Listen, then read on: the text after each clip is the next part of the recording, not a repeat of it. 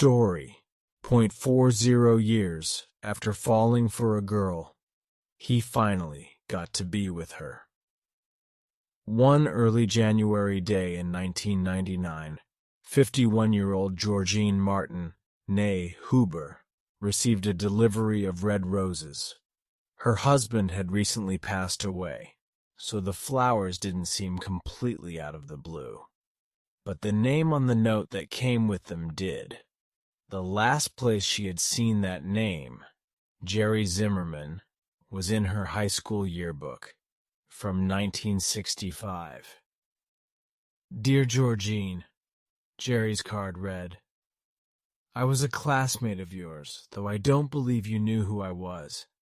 I was painfully shy, and you were the prettiest girl I had ever seen.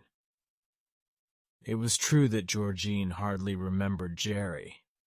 Nearly 4 decades had passed since their paths first crossed in the hallways of Farnsworth Junior High School in Sheboygan, Wisconsin, where she still lived. Though I now live in D.C., I keep close ties to Sheboygan, Jerry continued. I return several times a year.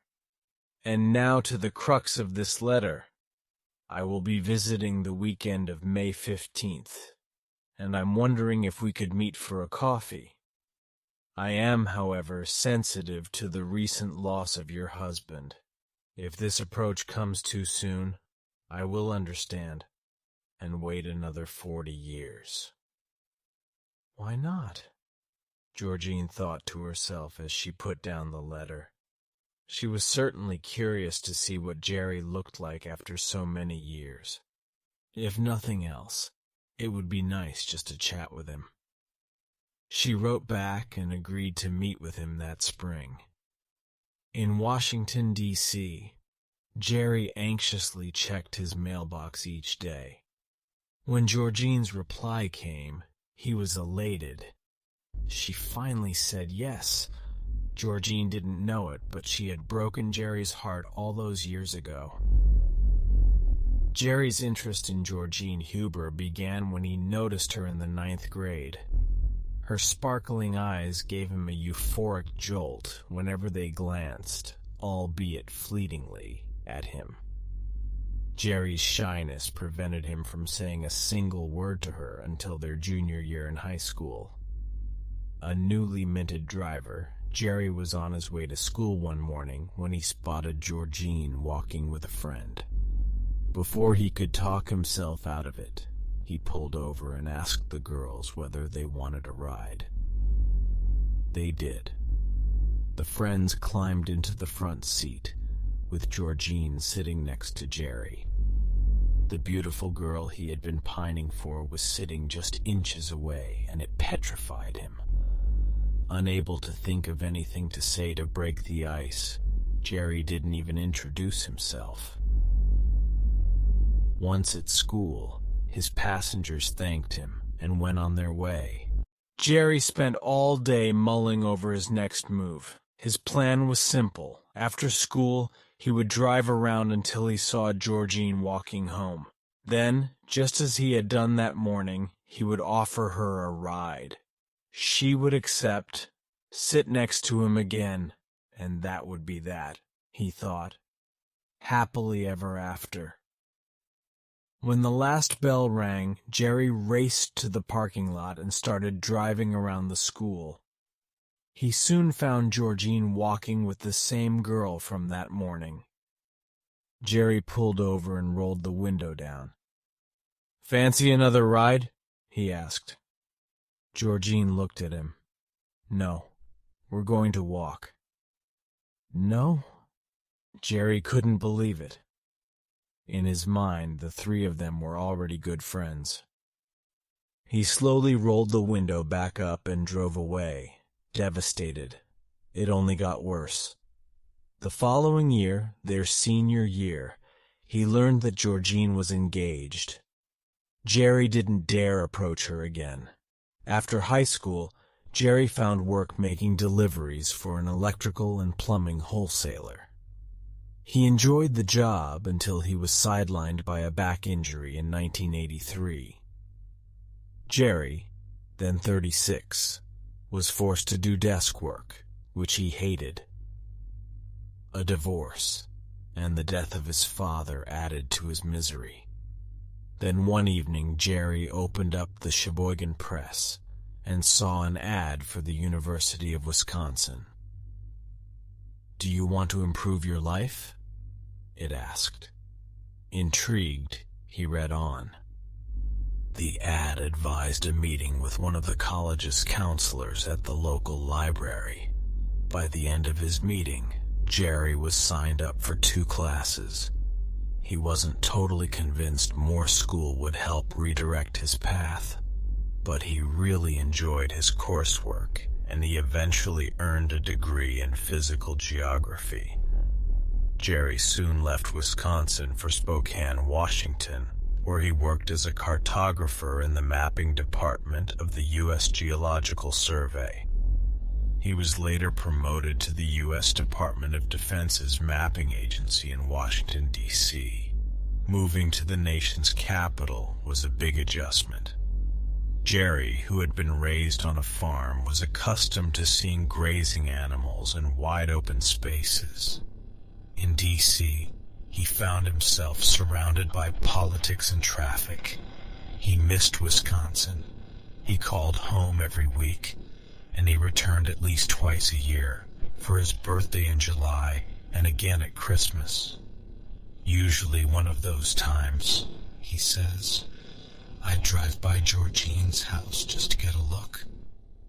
When he would see her out and about, he still couldn't work up the nerve to talk to her. Jerry would look in the local phone book for her name. It was always there, beside her husband's. Jerry married and divorced a second time. Neither of his ex-wives ever knew of his everlasting affection for Georgine, though his friends back home did. On one of his semi-annual visits, in December of 1998, Jerry caught up with his friend Frank Cooper. "Have you seen Georgine lately?" Frank asked. "No, not at all," Jerry replied. "Her husband died." Georgine's husband had succumbed to a brain tumor after being ill with it for nearly a year.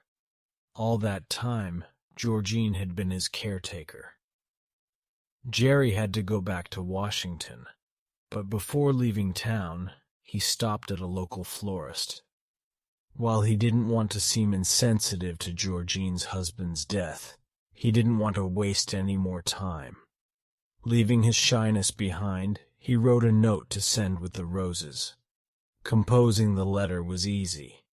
The difficult part, on that cold winter day, was squeezing all his warm feelings for her onto one little card. When he got back to D.C., Jerry was already looking forward to his next trip home in May. Once he learned that Georgine was interested in getting together, he couldn't wait. He called her that night, and the two spoke for more than an hour. He came home as scheduled that spring of 1999 for a brief weekend visit. At 51, he was finally going on his first date with the woman he'd been infatuated with for more than 35 years. Georgine's beauty hadn't faded a bit. Her hair was different, Jerry says, though she was still petite. He was slender himself. The first thing Georgine said to Jerry when she saw him was, "Wow, are you skinny?" It's perhaps not how Hollywood would have scripted their reunion, but for both Jerry and Georgine, the connection was powerful. While Jerry had longed for Georgine for decades, Georgine had been praying for companionship ever since her husband died. "If you found someone for me," she used to confide in God, "I would love that." The two of them had such a great time on their coffee date that they made plans to see each other again when Jerry came back to Wisconsin for a longer visit in July. Jerry was home for 10 days that summer. He spent every one of them with Georgine. The pair took daily walks, usually in a park not far from Lake Michigan. On their third or fourth outing, they decided to stroll along the western banks of the lake instead. The waters were blue, the sounds were gold, Jerry says, and my heart was there. Or our hearts, I should say. It was the perfect setting for Jerry to confess the full extent of his feelings. "I'm in love with you," he told Georgine. Then he asked her to marry him. "It was totally unexpected," Georgine says, "but I just knew he was the one." She said yes, and Jerry felt triumphant. He now had 2 yeses to overcome that no from so long ago. His next trip to Washington was his last. Jerry quit his job with the government and moved back to Wisconsin. Decades earlier, the most beautiful girl in the world married someone else. That winter, the most beautiful girl in the world married him. Their 24 wedding guests received a version of Georgine and Jerry's love story, 40 years in the making, that Jerry had written. Last year, he shared that story with Reader's Digest with this postscript. "For several years things were great. Then I developed a limp. Georgine knew what it was, but I needed to hear it from a neurologist. Parkinson's disease. It's now in its advanced stages, but Georgine and I continue to love each other while I battle debilitating symptoms. Moreover, we love the Lord, and we're grateful for what we have together because it's perfect for us. Happily ever after indeed." Thanks for watching.